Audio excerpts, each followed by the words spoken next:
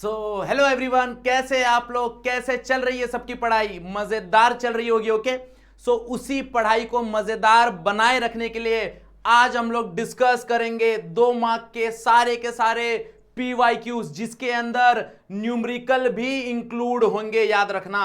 Okay, मतलब जो भी तुम्हारे 2 मार्क के पीवाईक्यूज होंगे उसके अंदर हम न्यूमेरिकल भी इंक्लूड रखेंगे। जो भी न्यूमेरिकल 2 मार्क के लिए लास्ट ईयर पूछे गए होंगे वो सब डिस्कशन आज हम लोग करने वाले हैं।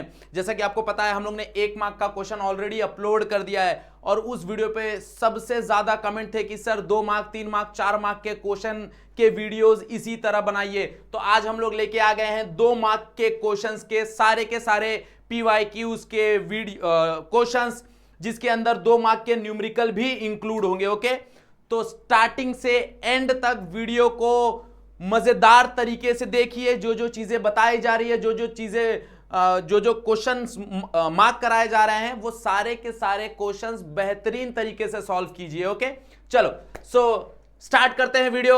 Hello everyone, my name is Sanjeev Pandey और स्वागत है आपका अपने प्यारे से चैनल में, खूबसूरत से चैनल में, JR कॉलेज में। हम लोग सारे चैप्टर्स की कहानी सॉल्व करेंगे। तो पहला चैप्टर जो कि तुमको पता है, दैट इज रोटेशनल डायनेमिक्स। तो यहां पे हम पहले चैप्टर का डिस्कशन करेंगे, दैट इज रोटेशनल डायनेमिक्स। तो पहला चैप्टर है रोटेशनल डायनेमिक्स।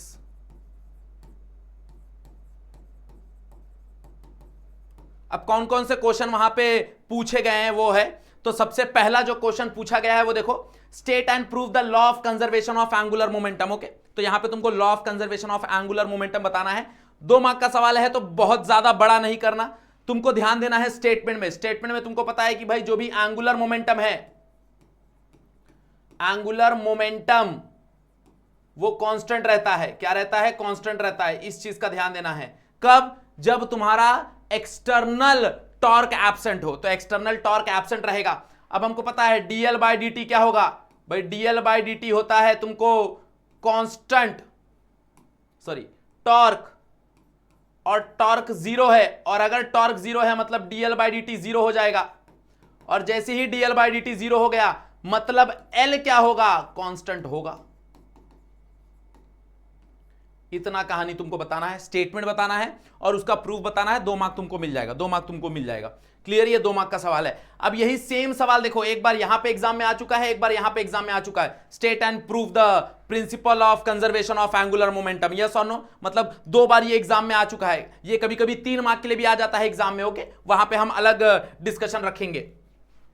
अगला सवाल देखो, अगला सवाल है तुम्हारा न्यूमेरिकल क्वेश्चन। अगर तुम देखोगे तो यहां पे 3 न्यूमेरिकल क्वेश्चन आ चुके हैं। मतलब यहां पे ऐसा हम कंक्लूड कर सकते हैं कि चैप्टर नंबर 1 से न्यूमेरिकल क्वेश्चंस आने के चांसेस ज्यादा होते हैं। अब यहां पे देखो क्या है भाई, न्यूमेरिकल क्वेश्चन क्या पूछा है? अ टॉर्क ऑफ मैग्नीट्यूड, तुमको टॉर्क दिया हुआ है। ओके, तुमको मास दिया हुआ है, तुमको एंगुलर एक्सेलरेशन मतलब अल्फा दिया हुआ है, और तुमको पूछ रहा है calculate the moment of inertia. तो यहां पे तुमको कहानी याद होनी चाहिए, यहां पे तुमको फॉर्मूला याद होना चाहिए, that is torque is equals to I alpha. तो यहां से आई क्या हो जाएगा? What I become? I become that is torque divide by alpha. Yes और नो? कहानी समझ में आ रहा है कि नहीं समझ में आ रहा है? सिंपल सी कहानी है, यहां पे सिंपल सी कहानी है। टॉर्क का वैल्यू सब्स्टिट्यूट करो, you have torque, you have alpha. दोनों वैल्यू अगर तुम सब्स्टिट्यूट करोगे दैट इज, मैं सॉल्व कर दूं तो कितना हो जाएगा? 400 divide by 20, answer will be that is 20। और आई है मतलब इसका यूनिट क्या होगा? That is kg meter square. Okay, clear? Yes और नो? तो 2 मार्क के लिए जनरली तुमको ऐसे ही सवाल मिलते हैं। 2 मार्क के लिए जनरली बहुत छोटे छोटे सवाल मिलते हैं, बहुत बड़े बहुत कॉम्प्लेक्स सवाल तुमको नहीं पूछते हैं 2 मार्क के लिए। ओके, तो 2 मार्क के लिए बहुत ज्यादा कॉम्प्लेक्स सवाल पे ध्यान ना देके तुम ऐसे सवाल पे ध्यान दो जो इंटेक्स क्वेश्चन है, जो फॉर्मूला के बाद वैल्यू सब्स्टिट्यूट करने पर डायरेक्टली आंसर आ जा रहा है, मतलब 1 स्टेप 2 स्टेप में तुमको आंसर मिल जा रहा है। Okay, clear? यस और नो? अब यहां पे देखो अगला सेम, यहां पे तुमको डेरिवेशन पूछ लिया है, derive the expression for maximum speed of a vehicle on a horizontal circular track. Horizontal circular track मतलब यहां पे जो v is equals to under root mu r g है, ये वाला सवाल यहां पे पूछा गया। मतलब ये वाला डेरिवेशन यहां पे करना है, v is equals to under root mu r g वाला करना है, बैंक रोड वाला नहीं करना है। ये चीज पे ध्यान दे देना।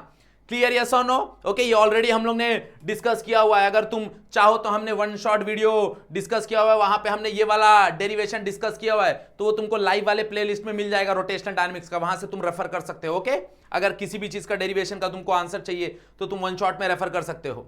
अगला सवाल अगेन अगर तुम ध्यान दोगे तो ये न्यूमेरिकल बेस्ड है। क्या है? A motorcyclist perform stunt along the cylindrical wall, well of death. Well of death की कहानी है ये, जिसका रेडियस दिया हुआ है दैट इज 4 मीटर और कोएफिशिएंट ऑफ स्टैटिक फ्रिक्शन दिया हुआ है दैट इज 0.4, और हमको बोला है calculate the maximum period of revolution. Okay, अपने को मैक्सिमम पीरियड ऑफ रेवोल्यूशन निकालना है, मतलब कहीं ना कहीं हमको फ्रीक्वेंसी निकालना है। ओके, यहां पे अगर मैक्सिमम पीरियड ऑफ रेवोल्यूशन पूछ रहा है, मतलब कहीं ना कहीं हमको क्या पूछ रहा है, कहीं ना कहीं हमको फ्रीक्वेंसी निकालने बोल रहा है। Okay, nothing else. तो अगर हम देखने जाएं तो हमारे पास v का फॉर्मूला है। v क्या होता है? Under root mu r mu g by r, r g by mu, sorry r g by mu, yes और नो? अब यहां पे अगर हम देखेंगे तो v can be substitute as, v can be substitute as, v को हम सब्स्टिट्यूट कर सकते हैं आर ओमेगा, तो यहां पे v को हम लिख सकते हैं r omega equals to under root r g by mu, है ना? अब यहां से r को हम नीचे ले लेंगे तो क्या मिलेगा? r को नीचे ले लेंगे तो बाकी सारा चीज हटा देता हूं,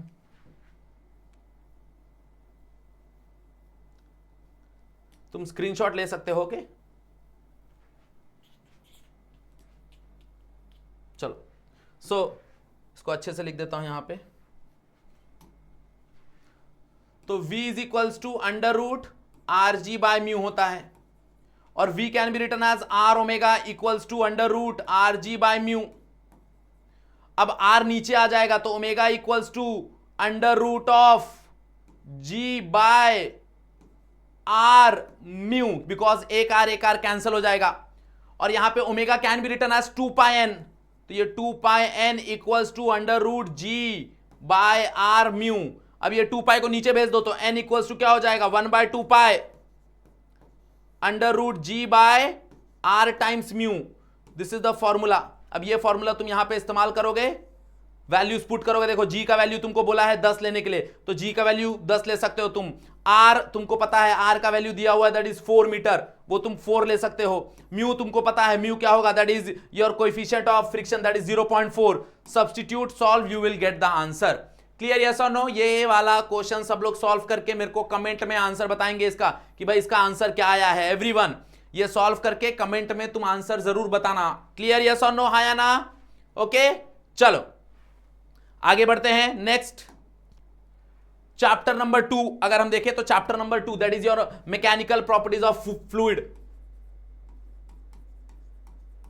मैकेनिकल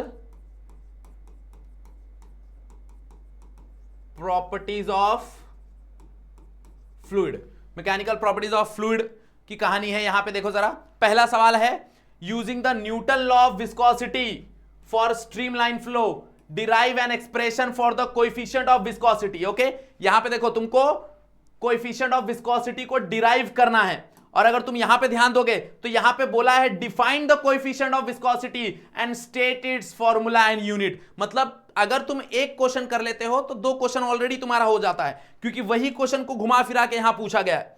क्लियर, यस और नो? तो हमको पता है what is Newton's law of viscosity. अगर तुमको याद होगा, जो फोर्स है वो कहीं ना कहीं डायरेक्टली प्रोपोर्शनल होता है एरिया से, और डायरेक्टली प्रोपोर्शनल होता है तुम्हारा वेलोसिटी ग्रेडियंट से, that is dv by dx। अब ये प्रोपोर्शनलिटी साइन हटाने के लिए हम क्या करते हैं? कांस्टेंट डालते हैं, and that constant is equals to, वो कांस्टेंट किसके बराबर है? That constant is equals to f equals to that is yes eta a dv by dx, और यहां से ईटा का डेफिनेशन क्या मिलेगा? That is f by a dv by dx। ये हो गया तुम्हारा ईटा का definition, that is coefficient of viscosity का डेफिनेशन। यस और नो? हाँ या ना? तो using Newton's law of viscosity derive the expression for coefficient of viscosity.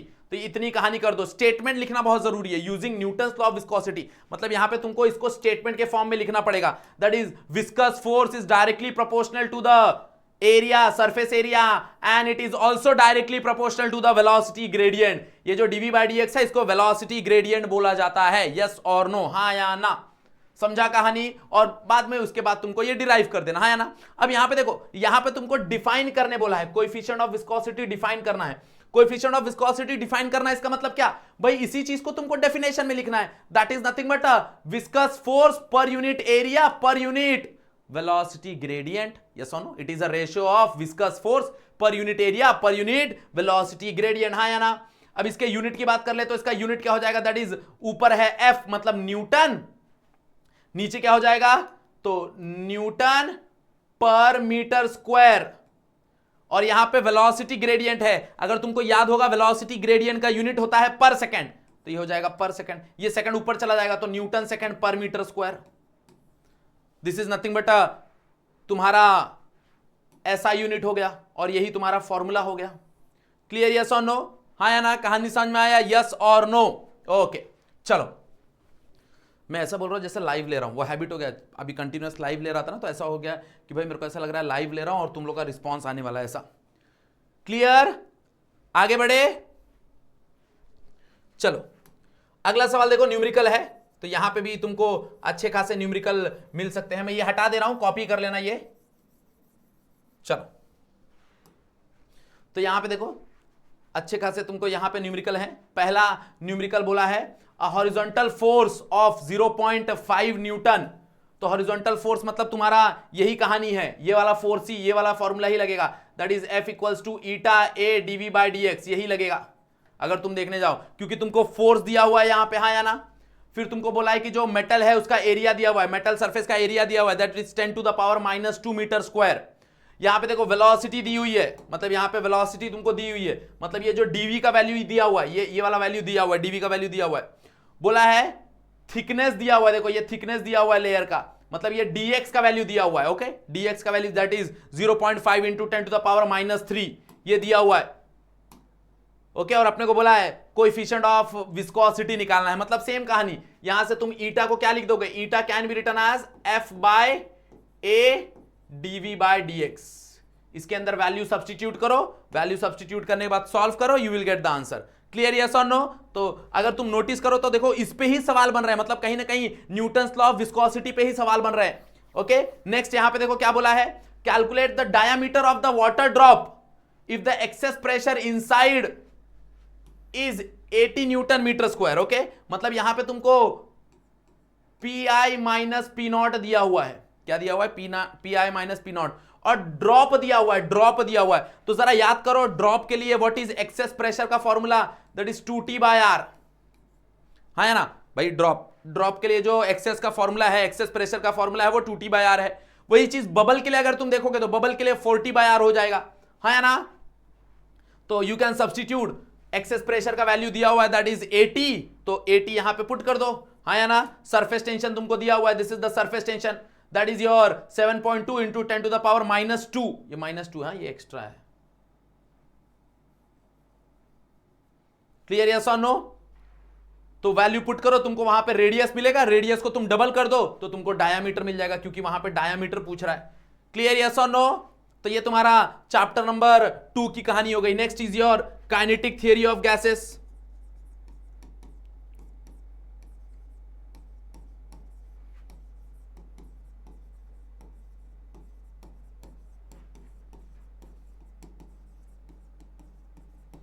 Kinetic theory of gases and radiation, okay. अब यहां पे भी अगर तुम देखोगे तो जनरली न्यूमेरिकल है इसमें से, यहां पे देख लो जनरली इसमें से न्यूमेरिकल है 2 मार्क के लिए ज्यादा करके, ओके।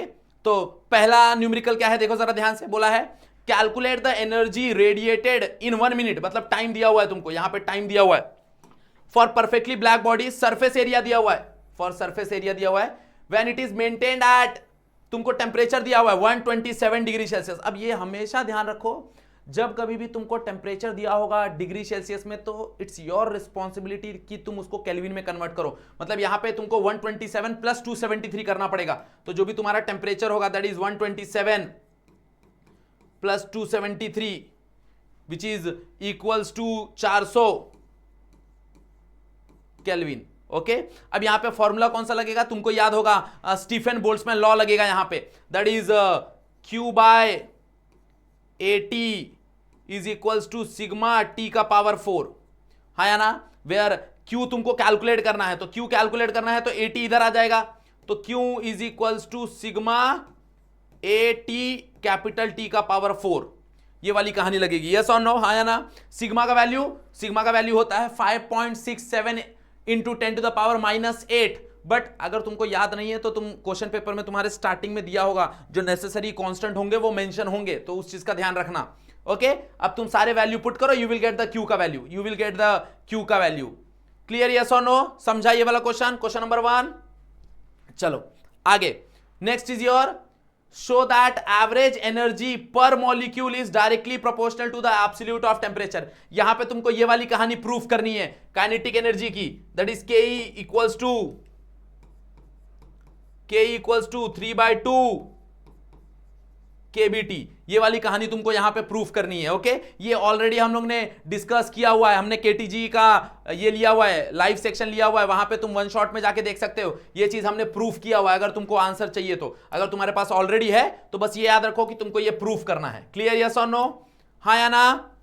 नेक्स्ट, अब अगला सवाल, compare the rate of loss of heat for a metal sphere at 872 degree Celsius with 427 degree Celsius, हाँ या ना? और सराउंडिंग टेम्परेचर दिया हुआ है 27, तो यहां पे कहानी क्या लगेगी देखो जरा, यहां पे फॉर्मूला तो वही लगेगा, स्टीफन बोल्ट्जमैन लॉ ही लगेगा, ये वाली कहानी, that is R is directly proportional to T का पावर 4 माइनस T0 का पावर 4।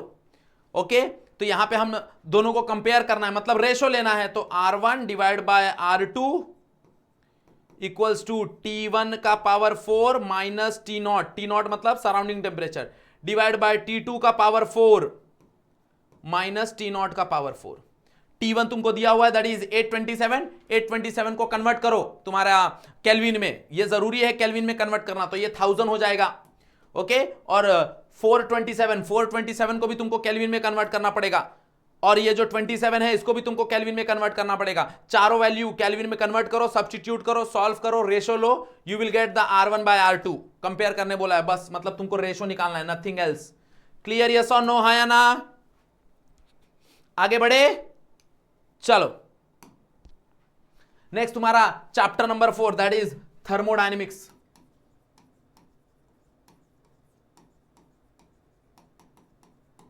थर्मोडायनेमिक्स में भी अगर तुम देखोगे तो अच्छे खासे थ्योरी क्वेश्चंस भी बने हैं और अच्छे खासे न्यूमेरिकल क्वेश्चंस भी बने हैं। ओके, जरा देखो, पहला क्वेश्चन है तुम्हारा न्यूमेरिकल वाला, that is a gas off 0.5 mole, temperature दिया हुआ है, एक्सपांड आइसोथर्मली एक्सपांड हो रहा है फ्रॉम इनिशियल वॉल्यूम दिया है टू फाइनल वॉल्यूम भी दिया हुआ है उसका।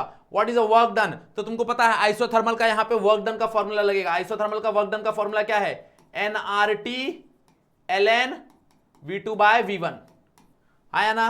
तो ये फॉर्मूला तुम लोग का यूज करो, इसके अंदर वैल्यू पुट करो, सॉल्व करो। बस ध्यान देना, जब तुम लोग लॉग देखोगे तो वहां पे तुमको लॉग को कन्वर्ट करना पड़ेगा, मतलब वहां पे तुमको 2.303 लिखना पड़ेगा उसको LOG कन्वर्ट करने के लिए। ओके, ये चीज का ध्यान रखना, बिकॉज ये जो ln है ये नेचुरल लॉग है, हाँ या ना? नेक्स्ट अगला सवाल है, explain the cyclic process with the help of neat and labelled PV diagram. ये बहुत जरूरी है भाई, वहां पे पीवी डायग्राम का थोड़ा सा ध्यान रखना। ओके, तो अगर तुम देखोगे तो साइक्लिक प्रोसेस के लिए ये वाला पीवी डायग्राम था, अगर तुमको याद होगा तो। याद है, यहां से जाता था फिर यहां से जाता था, ये हो गया तुम्हारा P, ये हो गया तुम्हारा V, ये हो गया तुम्हारा स्टेट 1, ये हो गया तुम्हारा, यहीं पे तुम लिख सकते हो स्टेट 2 भी, क्योंकि साइक्लिक प्रोसेस है ना, तो वापस स्टेट 1 स्टेट 2 पे ही आ जाएगा। ओके, साइक्लिक प्रोसेस क्या होता है भाई? ऐसा प्रोसेस जहां पे उसका इनिशियल स्टेट और फाइनल स्टेट सेम होता है, मतलब जहां से वो स्टार्ट कर रहा है वहीं पे आ गया, उसको बोलते हैं साइक्लिक प्रोसेस। क्लियर, यस और no?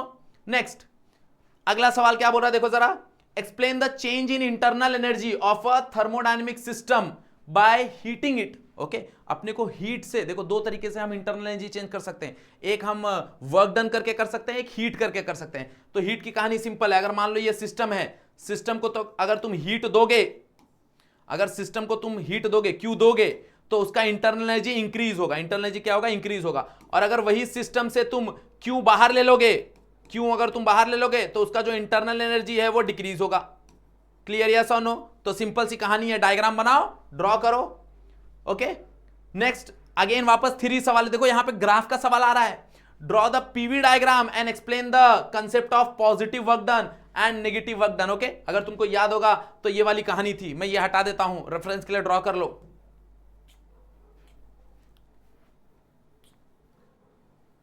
Positive work negative work की कहानी थी पीवी का, ये पीवी है तुम्हारा,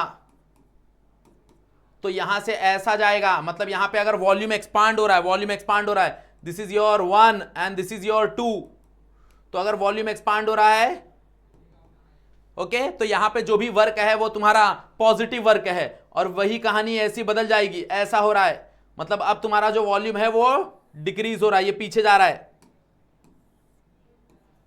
ये तुम्हारा स्टेट 1 है और ये स्टेट 2 है, मतलब यहां पे वॉल्यूम 1 है और यहां पे वॉल्यूम 2 है, तो यहां पे वॉल्यूम डिक्रीज हो रहा है, यहां पे वॉल्यूम डिक्रीज हो रहा है, तो this is your negative work done. Okay, तो ये पॉजिटिव वर्क है, ये नेगेटिव वर्क है, दोनों का ग्राफ ड्रॉ करो, एक्सप्लेन करो, you will get the 2 marks. Okay, clear, yes और नो? नेक्स्ट वापस न्यूमेरिकल क्वेश्चन है, an ideal monoatomic gas, monoatomic gas दिया हुआ है, मोनोएटॉमिक गैस दिया हुआ है यहां पे, क्यों? क्योंकि तुमको यहां पे गामा का वैल्यू पता होना चाहिए, याद रखो गामा का वैल्यू मोनोएटॉमिक के लिए क्या होता है, 5/3। Okay, is adiabatically compressed so that its final temperature is twice of its initial temperature, मतलब अगर तुम्हारा इनिशियल टेम्परेचर T है तो जो फाइनल टेम्परेचर होगा that is T2, that become twice. Okay, that become twice, और तुमको कैलकुलेट करना है, calculate the ratio of pressure to its initial pressure, मतलब P2/P1 कैलकुलेट करना है तुमको, P2/P1 कैलकुलेट करना है, ये तुमको कैलकुलेट करना है। ओके, तो अब यहां पे तुमको कहानी याद होनी चाहिए, इसका रेशो क्या बोलते हैं, आइडियाबेटिक के लिए तुम्हारा कांस्टेंट क्या होता, तो आइडियाबेटिक के लिए अगर तुम देखने जाओ, ये हटा देता हूं मैं,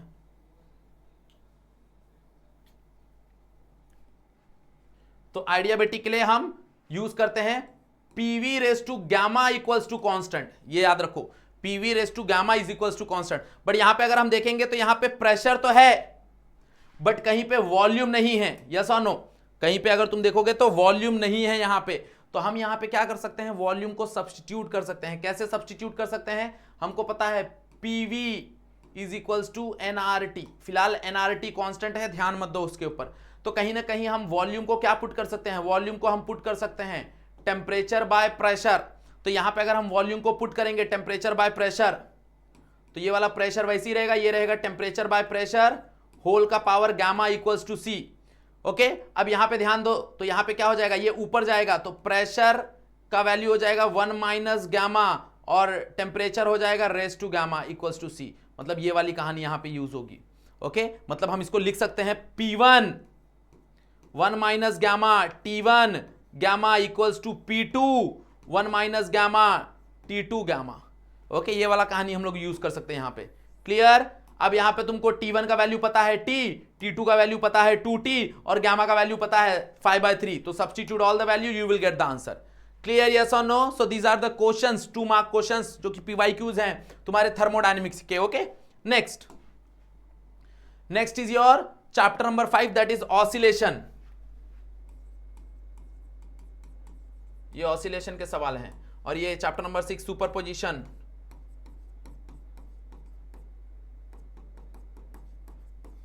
सुपरपोजिशन ऑफ वेव। ओके, यहां पे भी देखो, अगर तुम देखोगे तो यहां पे भी तुमको न्यूमेरिकल है 2। ओके, 2 न्यूमेरिकल है यहां पे तुमको, अगर तुम ध्यान दोगे तो। क्लियर, यस और नो?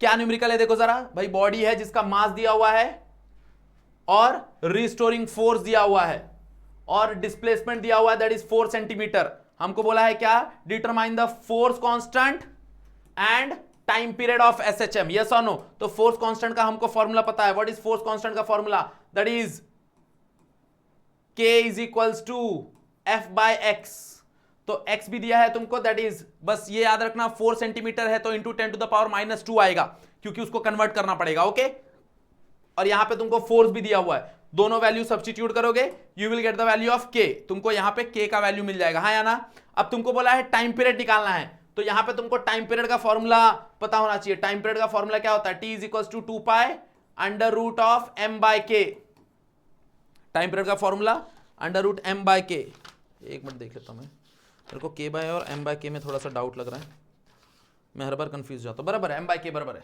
क्लियर, यस और नो। तो m का वैल्यू तुमको दिया हुआ है दैट इज 0.8, k का वैल्यू तुम यहां से कैलकुलेट कर लोगे ऊपर से, तो तुमको वहां पे टाइम पीरियड मिल जाएगा, यस और नो। मतलब ये कहानी भी सॉल्व हो जाएगी। अगला सवाल, distinguish between progressive wave and stationary wave. Actual में ये जो इसका सवाल है नेक्स्ट वाले चैप्टर का सवाल है, distinguish between progressive wave and stationary wave. तो दोनों क्या डिफरेंस बिटवीन बताना है। अगेन मैं बता दे रहा हूं, पूरे फिजिक्स में 12-13 डिफरेंस बिटवीन है, और वो 12-13 डिफरेंस बिटवीन में एक डिफरेंस बिटवीन कभी ना कभी तो पूछा ही जाता है, याद रखना। मतलब पूरे चैप्टर में तुमको एक डिफरेंस बिटवीन मिल जाएगा, तो सारे के सारे डिफरेंस बिटवीन कर लेना, okay. Next, obtain the differential equation of linear harmonic SHM. मतलब ये वाली कहानी तुम्हारा d2x/dt² प्लस तुम्हारा ω²x=0 डिफरेंशियल इक्वेशन, दोनों डिफरेंशियल इक्वेशन एंगुलर और लीनियर दोनों की कहानी देख लेना। क्लियर, यस और नो। नेक्स्ट क्या बोला है, बार मैग्नेट का मास दिया हुआ है, उसका डायमेंशन दिया हुआ है, कैसे डायमेंशन का है, और बोला है कि भाई वो ऑसिलेट कर रहा है, मैग्नेटिक मोमेंट भी दिया हुआ है, और बोला है डिटरमाइन इट्स मैग्नेटिक फील्ड। मतलब यहां पे तुमको उसका फ्रीक्वेंसी का फॉर्मूला लगाना पड़ेगा, फ्रीक्वेंसी और टाइम पीरियड का फॉर्मूला लगाना पड़ेगा। तो यहां पे देखो टाइम पीरियड बोला है पाई सेकंड, तुमको जो टाइम पीरियड दिया हुआ है वो पाई सेकंड दिया हुआ है। तो टाइम पीरियड का फॉर्मूला अगर तुमको याद होगा, t = 2 pi under root of mb by i by mb, sorry i by mb, t = 2 pi under root i by mb। शायद तक एक बार देख लेता हूं वापस, सिमिलर फॉर्मूला ना, i बाय mb है बराबर, okay. m is nothing but magnetic moment, ध्यान देना m जो है वो मास नहीं है, वो मैग्नेटिक मोमेंट है, okay. I is moment of inertia, substitute करोगे you will get the answer. Clear, हाँ या ना। Next is your chapter number 6 that is superposition of wave. अब इसमें देखो सबसे पहला सवाल, ये 2 बार सवाल आया चुका है, explain harmonic and overtone, okay. Harmonic मतलब जो सबसे बेसिक फ्रीक्वेंसी होता है, जो फंडामेंटल फ्रीक्वेंसी है, that is harmonic. Overtone is nothing but integral multiple of harmonic. हाँ, तो एक एक डेफिनेशन लिखना है, 2 मार्क मिल जाएगा, 1 मार्क इसका 1 मार्क इसका, बस और कुछ नहीं लिखना। फिर यहां पे क्या बोला देखो जरा, अपने को 2 tuning fork, again numerical question है, 2 ट्यूनिंग फॉर्क है जिसकी फ्रीक्वेंसी दी हुई है, और अपने को बोला है कि भाई साउंड का स्पीड भी दिया हुआ है 340 मीटर पर सेकेंड। अपने को बोला है find the difference in the wavelength, दोनों वेवलेंथ का डिफरेंस निकालना है। तो जरा याद करो वेवलेंथ का फॉर्मूला क्या ही होता है, वेवलेंथ का फॉर्मूला होता है that is v = n lambda. तो लैम्बडा का फॉर्मूला क्या हो जाएगा, दैट इज लैम्बडा = v/n, हाँ या ना। दोनों का डिफरेंस निकालना है, तो दोनों का डिफरेंस निकालना है, मतलब λ1 माइनस λ2 कर दो, तो यहां पे हो जाएगा v/n1 माइनस v/n2, यस और नो। दोनों को माइनस कर दो, you will get the answer. Clear, हाँ या ना। v का वैल्यू दिया है 340, n1 का वैल्यू दिया है 320, और n2 का वैल्यू दिया है 340, और v का वैल्यू अगेन 340। क्लियर, सब्स्टिट्यूट करो, दोनों का डिफरेंस आ जाएगा तुमको। Next, state the law of length and law of linear density of the vibrating string. यहां पे 3 लॉ है, law of length, law of tension और लॉ ऑफ लीनियर डेंसिटी, उसमें से 2 पूछा है, ओके। बस सिंपल सी कहानी है, जो भी तुम्हारा फ्रीक्वेंसी है वो डायरेक्टली प्रोपोर्शनल है, सॉरी इनवर्सली प्रोपोर्शनल है लेंथ के साथ। ये हो गया तुम्हारा law of tension, law of length, not tension, law of length. ये हो गया तुम्हारा law of length. n is inversely proportional to, n मतलब फंडामेंटल फ्रीक्वेंसी, ध्यान देना, n मतलब फंडामेंटल फ्रीक्वेंसी। इसका डायरेक्टली फॉर्मूला याद कर लो, जो n होता है वो बराबर होता है 1/2L under root of T/μ, okay. तो अगर हम L के साथ इनवर्सली प्रोपोर्शनल बता रहे हैं, मतलब वहां पे टेंशन और म्यू कांस्टेंट होगा, और अगर मान लो हम n को t के साथ डायरेक्टली प्रोपोर्शनल बता रहे हैं, रूट ऑफ t के साथ डायरेक्टली प्रोपोर्शनल है, मतलब वहां पे L और म्यू कांस्टेंट होगा, mu is the linear density, और n is inversely proportional to root of mu, मतलब वहां पे L कांस्टेंट और t कांस्टेंट होगा। क्लियर, तो 3 लॉ है, तीनों लॉ कर लो, इसमें से 2 लॉ यहां पे पूछा है, समझा हाँ या ना। नेक्स्ट, इसमें एक और सवाल है, वो मेंशन नहीं है, that is difference between the तुम्हारा free vibration and forced vibration, वो भी बहुत इंपॉर्टेंट सवाल है, आया हुआ है, डिस्टिंग्विश आया हुआ है, मेंशन कर लेना, ओके। क्वेश्चन नंबर 4 डाल के, that is your difference between free vibration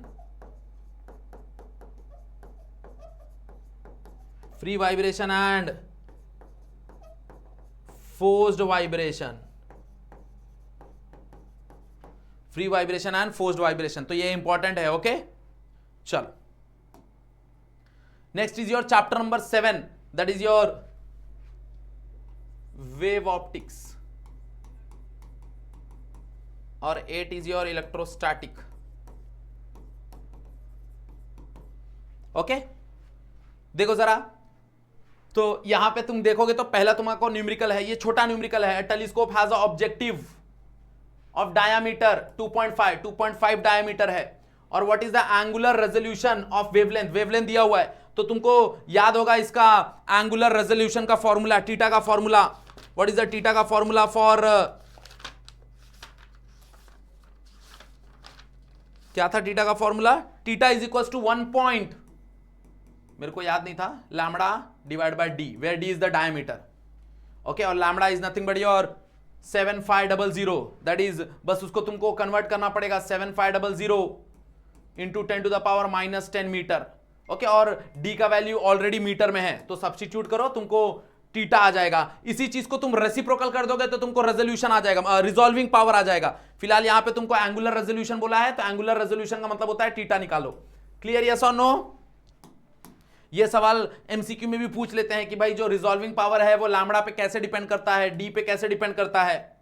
okay next, अब यहां पे तुमको बोला है explain the construction of spherical wave front by using the Huygens principle. Huygens principle is very important. Okay, अगर तुमको याद होगा इसका स्फेरिकल कंस्ट्रक्शन बताना है तुमको, पहले यहां पे एक पॉइंट सोर्स लेना है, फिर यहां पे तुमको हर एक जगह ये रेस ड्रॉ करना है, फिर यहां पे प्राइमरी वेव फ्रंट बनाना है, फिर सबको यहां पे वेवलेट्स बनाना है, फिर वो सारे वेवलेट्स का एनवलप लेना है, तो यहां पे टोटल एनवलप लेना है। तो जब टोटल एनवलप लोगे तो ये तुम्हारा सेकेंडरी वेव फ्रंट होगा, तो ये तुम्हारा सेकेंडरी वेव फ्रंट होगा। तो इसका कंस्ट्रक्शन बताना है तुमको 2 मार्क के लिए। ओके, फिर बोला है state the condition for a study interference pattern. याद करो 5 या 6 हमारे पास ये थे पॉइंट्स थे कि भाई मोनोक्रोमैटिक लाइट होना चाहिए, कोहेरेंट सोर्स होना चाहिए, स्लिट का जो डिस्टेंस होना चाहिए वो बहुत कम होना चाहिए, distance between screen and slit बहुत ज्यादा होना चाहिए। ओके, तो हमारे पास कुछ कंडीशंस थे, वो कंडीशंस देख लेना, 6 कंडीशंस है। No need to explain that condition, सिर्फ उसके 6 पॉइंट याद रखो।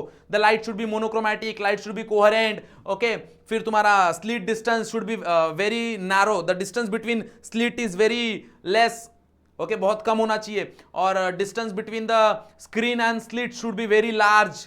तुम्हारा जो बोथ वेव होना चाहिए वो सेम स्टेट ऑफ पोलराइजेशन में होना चाहिए। तो वो सवाल है, वो 4-5 पॉइंट लिख दोगे, 2 मार्क्स आराम से मिल जाएगा। Clear, next is your electrostatic.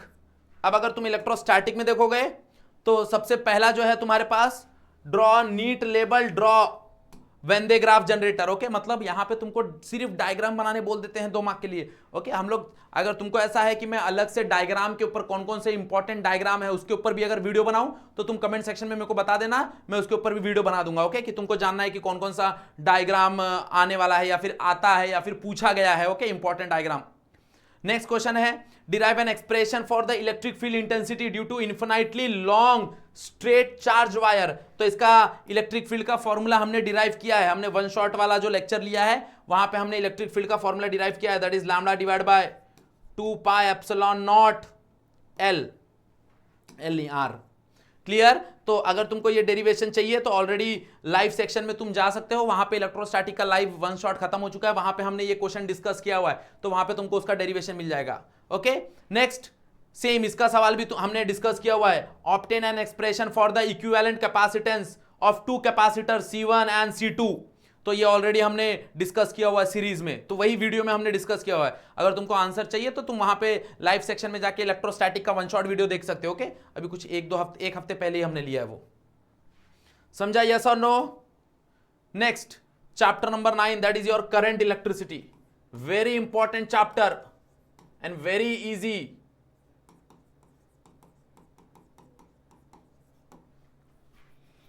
Okay, पहला सवाल देख लो। पहला सवाल है state the advantages of potentiometer over voltmeter. ये सवाल भी हमने डिस्कस किया हुआ है, लाइव हमने लिया हुआ है करंट इलेक्ट्रिसिटी का, वहां पे जाके तुम देख सकते हो। हमने ये सवाल डिस्कस किया हुआ है भाई, पोटेंशियोमीटर का एडवांटेजेस बताना है ओवर वोल्ट मीटर। मतलब पोटेंशियोमीटर क्या है भाई, पोटेंशियोमीटर का जो रेजिस्टेंस होता है वो इन्फिनाइट होता है, क्योंकि ये नल पॉइंट पे काम करता है।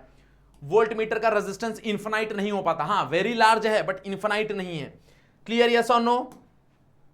फिर पोटेंशियोमीटर में जो सेंसिटिविटी होता है वो बहुत ज्यादा होता है, मतलब इसकी जो एक्यूरेसी होती है वो बहुत ज्यादा होता है over volt meter. Volt meter में उतना ज्यादा एक्यूरेसी नहीं हो पाता है। ओके, तो यहां पे सिर्फ एडवांटेजेस डिस्कस करना है, बट तुम डिसएडवांटेजेस भी देख सकते हो, क्योंकि कभी कभी इसके ऊपर सवाल आया है डिस्टिंग्विश, इसके ऊपर हमको सवाल आया डिस्टिंग्विश की भाई distinguish between potentiometer and voltmeter, और एक सवाल आया distinguish between voltmeter and ammeter. Okay, तो डिस्टिंग्विश करके जाओ, 2 मार्क्स तुम्हारे कंफर्म है अगर तुम डिस्टिंग्विश कर लोगे। 12-13 डिस्टिंग्विश है पूरे चैप्टर में, मतलब पूरा 16 चैप्टर में, मान लो 16 चैप्टर के 16 डिस्टिंग्विश अगर तुमने कर लिया, 2 मार्क्स फिक्स है तुम्हारे, याद रखो। ओके, नेक्स्ट न्यूमेरिकल है, galvanometer has a resistance. Galvanometer का वैल्यू दिया हुआ है, फुल स्केल डिफ्लेक्शन दिया हुआ है, मतलब आईजी का वैल्यू दिया हुआ है। What resistance should be added to have 10 volt, मतलब ये वाला फॉर्मूला यूज करना है, that is V is equals to क्या था, V is equals to x by IG, sorry x equals to V by IG minus G।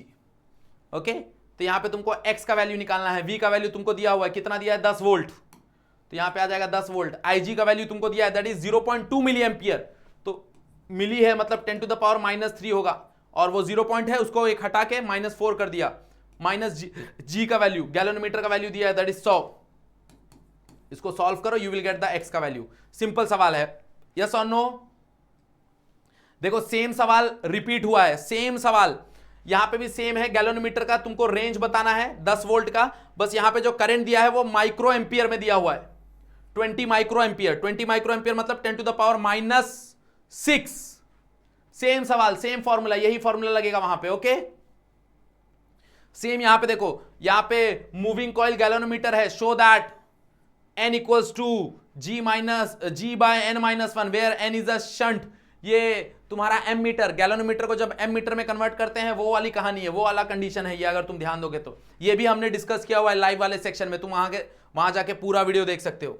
Okay, next, how will you convert moving coil galvanometer into ammeter. अब ये दोनों question same है, ये दोनों question के answer same है, याद रखो, मतलब ये 4 और 5 के जो आंसर है वो सेम टू सेम है। ओके, अगर तुम्हारे पास इसका आंसर है तो वेल एंड गुड है, पढ़ाई कर लो, अगर नहीं है तो हमने लाइव सेशन में 1 शॉट में ये डिस्कस किया हुआ है, तो वो सारे जाके तुम देख सकते हो। क्लियर, चलो आगे बढ़ते हैं। Next chapter number 10 that is your magnetic field due to electric current. Okay, यहां पे सबसे पहला कहानी है भाई, state the formula for magnetic induction produce by a current carrying circular arc of a wire. Okay, arc of a wire, तो arc of wire मतलब तुमको मैग्नेटिक फील्ड का फॉर्मूला बताना है, that is mu naught I by 2 pi R। Okay, mu naught I by 2 pi R। एक बार देख लेता हूं, शायद से मेरे को लग रहा है 2 मिस कर रहा हूं मैं,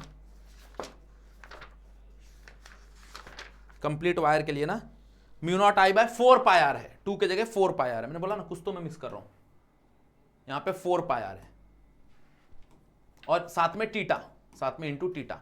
okay, hence find the magnetic induction at the center of the current carrying circular loop। Circular loop मतलब टीटा क्या हो जाएगा, टीटा हो जाएगा 2 पाई, तो यहां पे 2 पाई का वैल्यू पुट कर दो, तो B is equals to mu naught I by, यहां पे हो जाएगा 2R।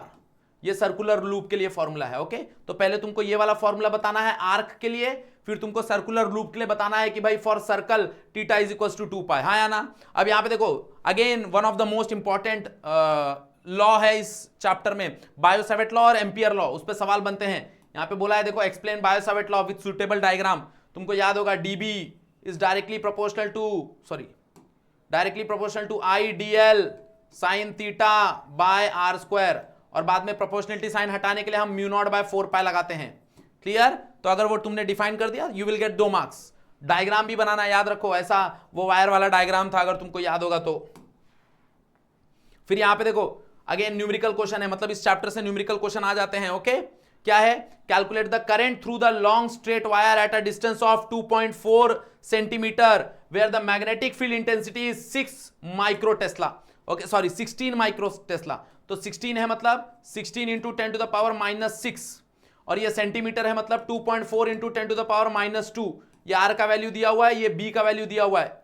ओके और अगर अपने को याद होगा लॉन्ग स्ट्रेट वायर की वजह से जो मैग्नेटिक फील्ड होता था वो होता था that is mu naught I by 2 pi R. सारा वैल्यू पुट करो, आर का वैल्यू दिया हुआ है, बी का वैल्यू दिया है, तुमको आई का वैल्यू यहां पे मिल जाएगा। Okay next, obtain N expression for magnetic induction of toroid. याद रखो दो ही ये है, सेम है, मतलब टोरॉइड और सोलेनॉइड दोनों कर लो, टोरॉइड भी कर लो और सोलेनॉइड भी कर लो। ओके सोलेनॉइड के लिए जो फॉर्मूला होता है वो होता है B is equals to mu naught small N I. Toroid के लिए जो फॉर्मूला होता है वो होता है B is equals to mu naught N I by 2 pi R. Okay ये फॉर्मूला होता है। क्लियर? नेक्स्ट चैप्टर नंबर 11 तुम्हारा। ओके चैप्टर नंबर 11 क्या है तुम्हारा? Magnetic material. बहुत छोटा चैप्टर है, बहुत गिने चुने क्वेश्चंस आते हैं यहां से। ओके पहला तो तुम्हारा सवाल है अब बार मैग्नेटिक मोमेंट, उसका ये दिया हुआ है, मोमेंट ऑफ इनर्शिया दिया हुआ है, टाइम पीरियड दिया हुआ है, ये this is the time period, और बाद में मैग्नेटिक मोमेंट निकालने बोला है। What is the magnetic moment? तो याद करो ये है ना ऑसिलेशन में सेम ऐसा क्वेश्चन है, मतलब वो कहानी वही लगेगी, T is equals to 2 pi under root I by M B, यही कहानी लगेगा। ओके सेम यहां पे मोमेंट ऑफ इनर्शिया दिया हुआ है तुमको, तो यही कहानी लगेगा सेम। फिर एक सवाल है वो देखो, डिफाइन मैग्नेटाइजेशन और state its SI unit and dimension. अगर तुमको याद होगा मैग्नेटाइजेशन क्या था? M orbit divide by volume per unit volume. और अगर तुमको याद होगा तो इसका यूनिट क्या होता था? यूनिट होता था that is ampere per metre. Okay dimension क्या हो जाएगा इसका? तो m0 L1 T0 I1, तो खाली लेंथ और आई पे डिपेंड करता है ये। Clear? Next is your 12th chapter that is electromagnetic induction EMI। Okay इस पे भी अच्छे खासे सवाल बनते हैं जनरली, अगर तुम देखोगे तो न्यूमेरिकल सवाल बने हैं और दोनों लगभग सेम सवाल बने हैं। देखो पहला सवाल बना है तुम्हारा, two coil having the self inductance, ये self inductance each are coupled with a coupling coefficient, calculate the mutual, ये वाली कहानी है। अगर तुमको याद होगा म्यूचुअल इंडक्टेंस का formula m is equals to k under root of L1 L2, ये वाला फॉर्मूला है यहां पे। तो L1 और L2 दोनों का वैल्यू 60 दिया हुआ है। ओके ईच बोला है, और k का वैल्यू दिया है, कोएफिशिएंट ऑफ कपलिंग का वैल्यू दिया है 0.7, substitute you will get the mutual inductance. Clear yes और नो? नेक्स्ट सवाल देखो क्या दिया है, नेक्स्ट सवाल दिया है एयरक्राफ्ट विंग, ये तुम्हारा एयरक्राफ्ट का विंग का लेंथ दिया हुआ है, स्पीड दिया हुआ है उसका, और मैग्नेटिक फील्ड दिया हुआ है, और तुमको बोला है कितना इंड्यूस ईएमएफ होगा, इंड्यूस ईएमएफ कैलकुलेट करना है। तो याद करो translational induce EMF that is E is equals to BLV, ये वाला फॉर्मूला लगेगा, मैग्नेटिक फील्ड लेंथ और V वाला फॉर्मूला लगेगा। यहां पे देखो डेफिनेशन है what is ED current. Okay और उसका एप्लीकेशन पूछ लिया है, तो तुमको ED करंट डिफाइन करना है और उसका एप्लीकेशन देना है। अगर तुमको याद होगा तो ब्रेकिंग में यूज होता है वो, फिर कुकिंग में यूज होता है, जो तुम्हारा इंडक्शन कुकर बनता है वो उसी प्रिंसिपल पे काम करता है। ओके तो डेफिनेशन और एप्लीकेशन बता दोगे 2 मार्क्स मिल जाएगा। Next, explain why the equivalent inductance of 2 coil connected in parallel is less than the inductance of either of the coil. मतलब यहां पे तुमको सीरीज और पैरेलल बताना है, तो सीरीज में डायरेक्टली ऐड हो जाता है और पैरेलल में तुमको याद होगा तो ऊपर मल्टीप्लाई होता है, मतलब वो 1 बाय कहानी लगती है और रेसिप्रोकल होता है, और नीचे एडिशन होता है। ओके तो इसका वैल्यू हमेशा कम आएगा इससे, हमेशा, वही चीज तुमको यहां पे एक्सप्लेन करनी है। क्लियर? नेक्स्ट तुम्हारा AC circuit. Okay AC circuit में भी तुम्हारे पास बहुत इंपॉर्टेंट याद रखो फॉर्मूलाज हैं। यहां पे देखो in series LCR if the resistance, inductive reactance and capacitance तीनों दिया हुआ है। हमको बोला है calculate the phase difference, voltage and current. तो इसके लिए मैंने तुमको बताया है कि भाई एक ट्रायंगल याद रखो, इंपेडेंस ट्रायंगल बोलते हैं इसको। ये हो गया तुम्हारा फेज डिफरेंस, अपोजिट वाला होता है तुम्हारा XL माइनस XC, ये होता है तुम्हारा r और ये होता है तुम्हारा z। ओके, और z का फॉर्मूला तुमको पता है, अंडर रूट क्या होता है, R square plus XL minus XC का होल स्क्वायर। तो यहां से तुमको z मिल जाएगा और ये ट्रायंगल से तुमको फाई का वैल्यू मिल जाएगा। ओके, फिर वोल्टेज निकालना है उसका और उसका ही करंट निकालना है। ओके, तो तुम कैलकुलेट कर सकते हो फेज डिफरेंस, सॉरी उनके बीच में फेज डिफरेंस निकालना है, मतलब वहां पे वोल्टेज जो सब नहीं निकालना है, खाली फेज डिफरेंस निकालना है। तो यहां से तुम यूज कर सकते हो tan फाई का फॉर्मूला। tan फाई क्या होता है, opposite, that is XL minus XC divide by R. Okay, तो ये वाला फॉर्मूला यूज करो, you will get the answer. Clear? Next, state the formula for the following. तुमको बस फॉर्मूला बताना है, क्यू फैक्टर का फॉर्मूला बताना है। ओके, क्यू फैक्टर का फॉर्मूला अगर तुमको याद होगा तो that is omega R divide by 2 del omega. This is your Q factor का फॉर्मूला। ओके, फिर average power in LCR circuit. तो average power in LCR circuit क्या था, that is power is equals to I RMS E RMS cos phi, where cos phi is called as power factor. फिर यहां पे देखो, define and state the formula for inductive reactance and capacitive reactance, मतलब XL और XC define करना है। Okay, XL का formula क्या था, एक्सएल का फॉर्मूला था ओमेगा टाइम्स एल, एक्सी का फॉर्मूला क्या था 1 बाय ओमेगा एल। क्लियर? यहां पे भी सेम कहानी, देखो रेजिस्टेंस दिया हुआ है, न्यूमेरिकल है वो, मेरे को वोल्टेज दिया हुआ है और फ्रीक्वेंसी दिया हुआ है और बोला है कैलकुलेट करने RMS value of current. Okay, RMS value of current. तो ये हमेशा याद रखना कि ये जो कहानी दी होती है और साथ में तुम्हारा जो फ्रीक्वेंसी दिया होता है ये हमेशा आरएमएस वैल्यू होता है। मतलब ये तुमको ई आरएमएस दिया हुआ है, क्या दिया हुआ है, ई आरएमएस दिया हुआ है, और हमको आरएमएस वैल्यू ऑफ करंट निकालना है। तो हम बोल सकते हैं ई आरएमएस बराबर होता है I RMS into R, nothing but Ohm's law is equals to I R. ये ईएमएफ तो है, ई आरएमएस मतलब है ईएमएफ। क्लियर? यस और नो? तो यहां से तुमको आई आरएमएफ मिल जाएगा। फिर तुमको बोला है नेट पावर कंज्यूम निकालना है तुमको, नेट पावर कंज्यूम। तो पावर क्या ही होता है, रेजिस्टर के लिए पावर होता है ई आरएमएस इंटू आई आरएमएस। क्लियर? तो यहां से तुमको पावर भी मिल जाएगा। समझा? Next question number, chapter number 14, that is your dual nature, और ये तुम्हारा structure of atom and nuclear.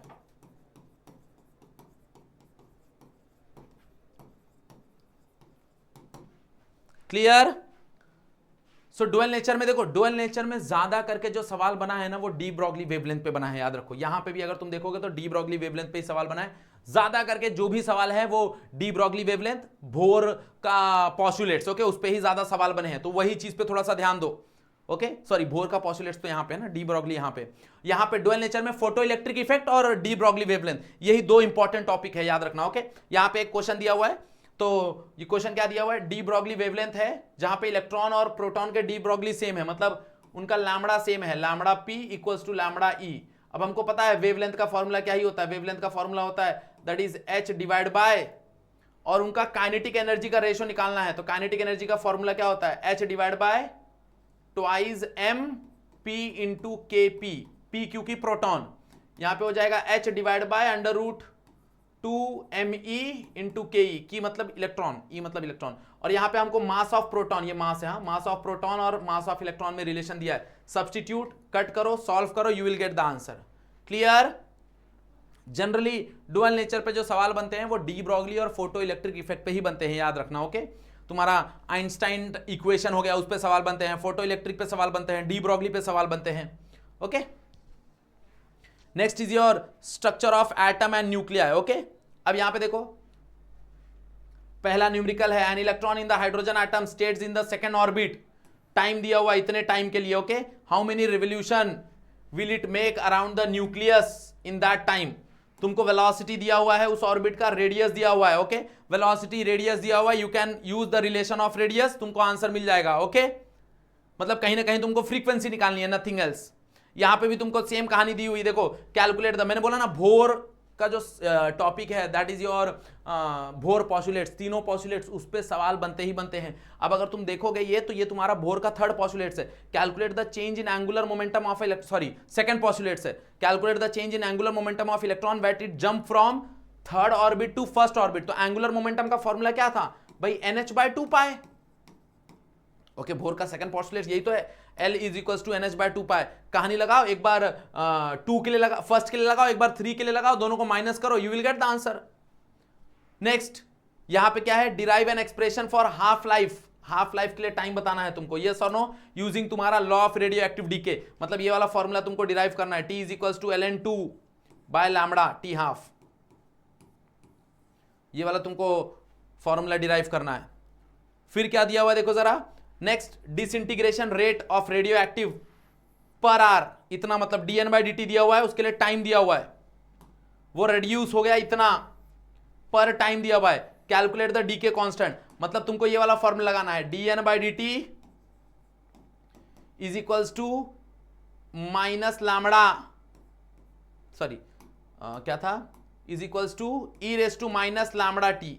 dN/dt equals to E raise to minus lambda T. नहीं ये तो वो वाला फॉर्मूला लगा रहा हूं, सॉरी ये वाला फॉर्मूला लगेगा, n is equals to n0 लगेगा, n is equals to n0 e का पावर माइनस लैम्बडा टी, ये वाला फॉर्मूला लगेगा। ओके, तो एक बार n1 के जगह ये पुट करना, एक बार n2 के जगह ये पुट करना, दोनों में n0 सेम रहेगा, रेशो कैंसिल लेना, t का वैल्यू तुमको पता है, एक के लिए 20 दिया, एक के लिए 30 दिया हुआ है, तो सब्स्टिट्यूट एक बार t के लिए 20, एक बार t के लिए 30, दोनों का रेशो लो, n0 कैंसिल, वहां से तुमको लैम्बडा मिल जाएगा। ओके, तो जनरली ऐसे ही सवाल बनेंगे, तुमको ज्यादा करके लॉ ऑफ रेडियो एक्टिविटी पे सवाल बनते हैं न्यूमेरिकल के केस में, स्ट्रक्चर ऑफ एटम में अगर हम बात करें तो। Okay, next is your chapter number 16, that is your last chapter, semiconductor. Semiconductor में सिर्फ तुमको थियरी क्वेश्चन मिलेगा, बहुत रेयरली तुमको न्यूमेरिकल क्वेश्चन मिलता है, याद रखो। ओके, यहां पे देखो पहला सवाल, state any 4 advantages of light emitting diode. Okay, तो यहां पे भी थियरी क्वेश्चन है, 4 एडवांटेजेस तुमको लिखने हैं, फास्ट प्रोसेस है, लाइफ स्पैन बहुत ज्यादा है, यस और नो, ओके, मेंटेनेंस कम है, तो वो सब चीजें जो भी तुम्हारे पास है, तुम्हारे टेक्स्ट बुक में बहुत बेहतरीन तरीके से एडवांटेजेस, डिसएडवांटेजेस, एप्लीकेशन सब दिया हुआ है, तो वहां से तुमको 4 पॉइंट लिख देना है बस। अब यहां पे देखो, draw a neat label diagram of full wave rectifier, देखो यहां पे भी सिर्फ डायग्राम आ गया, सिर्फ डायग्राम आ गया। मैंने तुमको बोला ना, कभी कभी 2 मार्क के लिए सिर्फ डायग्राम बनाने बोल लेते हैं, तो अगर तुमको ऐसा है कि भाई डायग्राम चाहिए तुमको, तो तुम कमेंट कर दो कि सर एक वीडियो सिर्फ डेडिकेटेड डायग्राम का ही बनाओ, तो हम वो लोग डिस्कस कर लेंगे वो चीज। Okay, next, explain the working of transformer with, ये ट्रांसफार्मर तुम्हारा इसका क्वेश्चन है, क्या बोलते हैं, इलेक्ट्रोमैग्नेटिक इंडक्शन का क्वेश्चन है, यहां पे आ गया। Next, what is light emitting diode, draw it's circuit symbol, यहां पे देखो उसका सर्किट सिंबल बनाना है, ये वाला जो सिंपल सा कहानी है ना, वो बनाना है तुमको, 1 मार्क मिल जाएगा, ऐसा बना देना, ये P हो जाएगा, ये N हो जाएगा, तो इतना अगर तुमने बना दिया तुमको 1 मार्क्स मिल जाएगा। और बताना भाई लाइट एमिटिंग डायोड क्या है, लाइट एमिटिंग डायोड है जो भी तुम्हारा स्पेशल पर्पस डायोड है, जो इलेक्ट्रिकल एनर्जी को लाइट एनर्जी में कन्वर्ट करता है, खत्म कहानी। क्लियर, यस और नो? तो these are your 2 marks question. Okay, ये सारे के सारे तुम्हारे इंपॉर्टेंट PYQs 2 मार्क के क्वेश्चन है, जो हमने सारे के सारे डिस्कस किए हुए हैं। ओके, अगर मान लो किसी क्वेश्चन में तुमको डाउट आ रहा है, तो कमेंट सेक्शन में जाओ, वो क्वेश्चन का जो भी क्वेश्चन नंबर है वो डाउट मेंशन कर दो, वो हम लोग नेक्स्ट लेक्चर में डिस्कस कर लेंगे। ओके, सो अगर वीडियो पसंद आया है, कंटिन्यूअस मैं बोल रहा हूं, ओके, अगर वीडियो पसंद आया तो लाइक करो, शेयर करो दोस्तों को, और अगर तुम चाहते हो कि मैं 3 मार्क 4 मार्क के लिए डायग्राम के लिए अलग से डेडिकेटेड वीडियो बनाऊं, तो शेयर करो दोस्तों को। ओके, चलो, कुछ और डाउट है तो यहां पे मैंने इंस्टाग्राम का आईडी दिया हुआ है, तुम डीएम कर सकते हो मुझे। ओके, वहां पे हम डिस्कस कर लेंगे जनरली पढ़ाई की बातें। ओके, चलो, सो नेक्स्ट वीडियो में मिलते हैं, आज के लिए बस इतना ही, that's it for today, thank you so much everyone.